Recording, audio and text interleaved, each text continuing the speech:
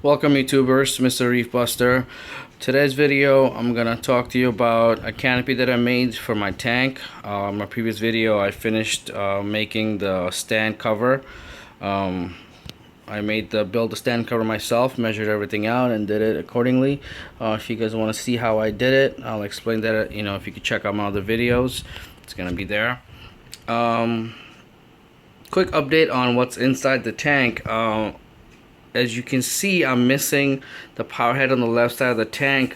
That's because I bought the Hydra Corellia wave controller, and I hooked up that cheap eBay power head that I bought into that, and then within a week, as with any cheap power head that you attach to a controller, it malfunctioned on me. It started pushing the water, sucking the water in and bringing the water out from behind the power head. So I took it out. I had to take it out a couple of days ago. I already ordered another Hydra Corellia power head. It's on its way. It'll be here tomorrow or the day after. So I only have one power head running inside my tank. Nothing special going on. I'll be honest, the last 2 weeks I started a new job, so I haven't had the time to take care of this tank, and it took a heavy hit. And one of the heavy hits is that, as you can see, my hammer started dying out. So now I did a water change a few minutes ago. I haven't done a water change on this tank 2 weeks. Like I said, I haven't had the time, busy with new work.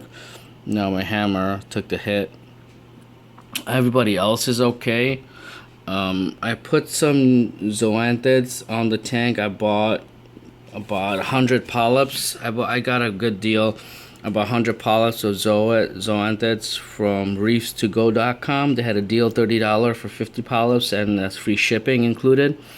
So I bought I did 2 orders of it, and I spread the zoas out. It's mixed. It's a mixed bunch. They still haven't come out yet. A couple of them came out, are extending, and some are taking their sweet time. But other than that, nothing else new to the tank.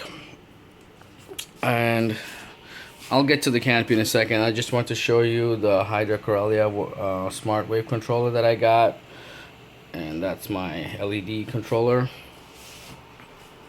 Now, to the topic at hand, the canopy. Now, this canopy is custom. There's couple of things I had to do on the build of this canopy to make it efficient for my tank. Now, originally what I wanted to do was a taller canopy to cover up the skimmer on the back, but unfortunately I wasn't able to do that because of certain complications. So I had to do a little skinny but pretty efficient canopy. Now this one, I wanted to leave the front of it, the canopy, not to cover the front, because I wanted to have access to the front of the tank, so I could feed the fish, do water change without having to bother moving taking the canopy apart and stuff. Now, the canopy is 2-part. This is the top piece that just covers the actual stand underneath this cover. I'm gonna move the cover. I'm gonna show you exactly what's underneath it. And this cover is totally detachable, so I don't have to worry about it being one piece. Now, here, if you look at it, that's my LED sitting on top of this canopy stand right here, right there. And what I did with this was, I don't know if you can see it, I built a little ridge over here to make up for the height of my LED. So when the cover I put on, it's not sitting on top of the LEDs itself. And also I had to put another piece of wood on top of the canopy so I can connect my LEDs. My fan. I can connect it to that instead of having it on the bottom support beam that I have, because if I do it on the bottom one, this the fan actually hits the water, so I had to put another one support beam on top just for this, but which is added support. It's not a big deal. It actually helps make the canopy more rigid and sturdy. Now on the back I had to put another piece of wood connected to the stand for the skimmer, because if my skimmer I put it on top of my tank, it goes too much deep in the water and it just affects the whole skimming process. So I had to add a piece of wood to heighten up the skimmer a little, and that's how it does it. And back up, as you can see, that's without the top cover on. It's not that bad. I mean, it took me about 3 hours altogether for the build and the paint, to match the paint on it. I'm gonna put the cover on top so you don't see all this stuff. That's the reason I made this cover. I didn't have to, but that's why I made this cover for it. Makes it look nice and flush, as I like to say it. Over here, let's pick it up, and there you go. I'll show you guys a side view.